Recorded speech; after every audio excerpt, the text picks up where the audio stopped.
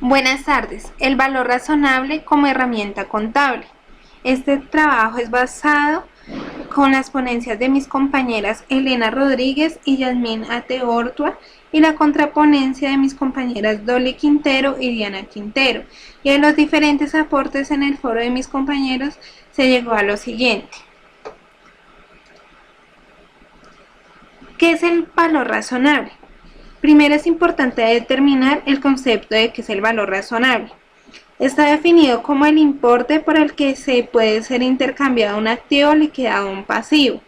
En la norma contable se establece que el valor razonable se calculará por referencia a un valor viable en el mercado, valor cotizado en un mercado activo. Es sencillo para los activos y pasivos para los que existe un mercado activo, pero para aquellos elementos patrimoniales en los cuales no existe un mercado activo, en este existirá un mayor grado de incertidumbre a la hora de realizar la estimación de dicho valor razonable. Un mercado activo es considerado bajo las condiciones de bienes o servicios intercambiados en el mercado homogéneo. Se encuentra en cualquier momento, compradores y vendedores, precios son conocidos.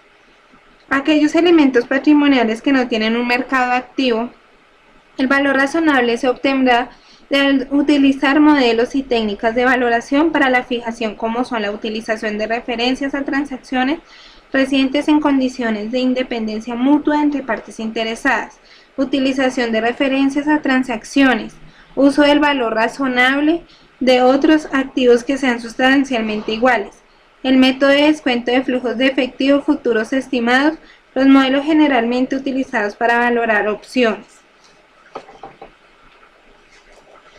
Los críticos afirmaban que la contaduría del valor razonable contribuyó a pronunciar la crisis en el 2008. Los principales argumentos son que esta contabilidad contribuye a elevar los precios en periodos de bonanza y a bajarlos excesivamente en periodos de crisis. Las bajas se deben a caídas de precios en el mercado, que disminuyen el capital de los bancos, que llegan a un nivel decreciente, y los bancos a su vez se ven forzados a vender sus activos a precios irrisorios. Si bien es cierto que los autores exponen su punto de vista en contra de la medición de activos y pasivos mediante el valor razonable frente a la crisis financiera ocurrida entre el 2007 y 2008, pues es más bien consecuencia de la crisis del mercado de bienes raíces, lo que agudizó dicho declive en la valorización, obligándolos a amortizar activos, que los obligó a subvaluar sus activos y por consecuencia apalancamiento de entidades financieras. El estudio de otros autores demuestra que este no tiene una incidencia significativa en la medición de activos y pasivos, y aunque sí es importante en el estado de resultados, no es causa justificada de la crisis financiera, sino más bien es una herramienta para predecir posibles crisis para las entidades financieras. Según esto, la IASB y el FASB afirman que los usuarios de la contabilidad tendrían acceso a cifras más reales, contando con la medición con el valor razonable, que es uno de los principales objetivos de la contabilidad. Por lo tanto, valorar activos y pasivos mediante esta técnica es más bien una herramienta eficaz a la hora de tomar decisiones y evaluar la situación financiera de cualquier empresa, siendo el objetivo principal del valor razonable cuantificar el riesgo y rendimiento de sus portafolios de lo más preciso posible. El catedrático Alfonso Arrojo expuso las cualidades de la evaluación por el método del valor razonable, las cuales son: primero, favorece el cálculo del rendimiento y la medición de los activos y pasivos a su valor razonable. Facilita la determinación de los índices de rendimiento reales de una empresa. Imagen más ajustada a la realidad. Los estados financieros presentan los activos y pasivos a valores más cercanos a la realidad, y lógicamente los más beneficiados son los usuarios de dichos estados financieros. Mejora la utilidad de la información. La información, al ser presentada a valores ajustados a la realidad, se vuelve un insumo de mayor utilidad para los usuarios. Posible impacto fiscal. Naturalmente, el registro a valores más reales tendrá efectos en las bases impositivas. Desventajas de la medición del valor razonable. Se pueden reconocer aumentos de valor que significan resultados positivos sin ejecutar ningún tipo de transacción y en algunos casos pasando por alto el principio de la realización. Cuando los activos y los pasivos no poseen un valor de mercado conocido, pueden presentarse mediciones con falta de objetividad, ya que se toman bases estimadas. Cuando se carece de precios de mercado conocidos, es difícil verificar que el valor razonable pueda llegar a provocar sobrevaluaciones de activos y pasivos, disminuyendo la confiabilidad de la información. Exige mayor revisión de los procedimientos de auditoría y limitación en la opinión de los auditores. Para ser útil, la información debe ser relevante de cara a las necesidades de toma de decisiones por parte de los usuarios de la información. Posee la cualidad de la relevancia cuando ejerce influencia significativa sobre las decisiones económicas de quienes la utilizan, ayudándoles a evaluar sucesos pasados, presentes o futuros, o bien confirmar o corregir evaluaciones realizadas anteriormente.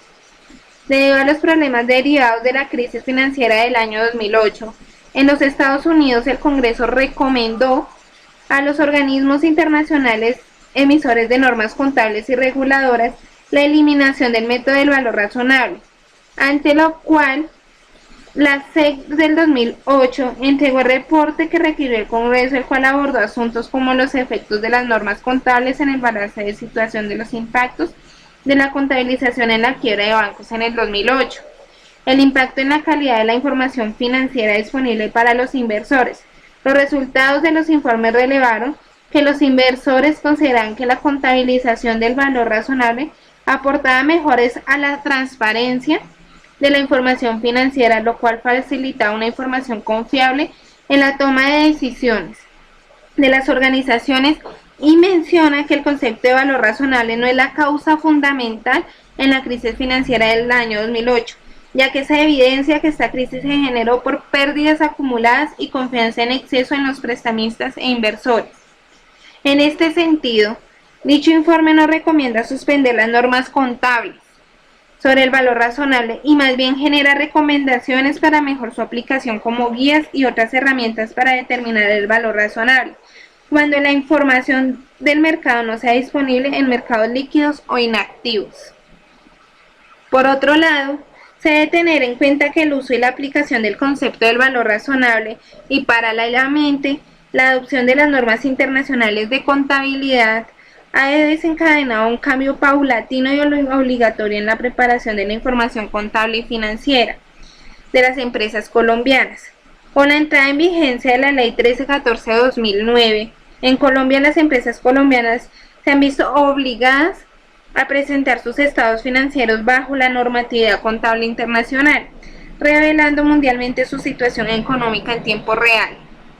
Los efectos de la aplicación del valor razonable en las estructuras sociales y económicas se reflejan en la realidad de los negocios, es la esencia del valor razonable dentro de los estados financieros. Es por ello que las estructuras sociales y económicas, este concepto mostrará la esencia de las operaciones que realiza la empresa, proporciona mayor relevancia a la información financiera. Usar técnicas de valoración acordes a la realidad económica hará que se exija un personal competente que tenga conocimiento del entorno social y económico de la empresa o del cliente, que necesite de los conocimientos profesionales de un contador público. Para las empresas o empresarios será de total relevancia establecer técnicas de valoración. Igualmente, conocer los mercados que giran en el ciclo económico del ente económico. Ya para concluir, pues del resumen que se pudo hacer frente a las ponencias y las contraponencias, es que todo este caso se debió a cuando estalló la crisis financiera en los Estados Unidos. Ya se venían gestando críticas frente al método de medición, puesto que para los encargados de la contabilidad el cambio implicaba reorganizar la contabilidad y ajustar los valores de sus activos y los métodos para su medición. Pero las investigaciones demuestran que la crisis financiera se debió a varios factores que nadie tiene que ver con la evaluación por valor razonable, como nos los explica la catedrática de Mari Ebert en su publicación No le echemos la culpa al valor razonable del 2007.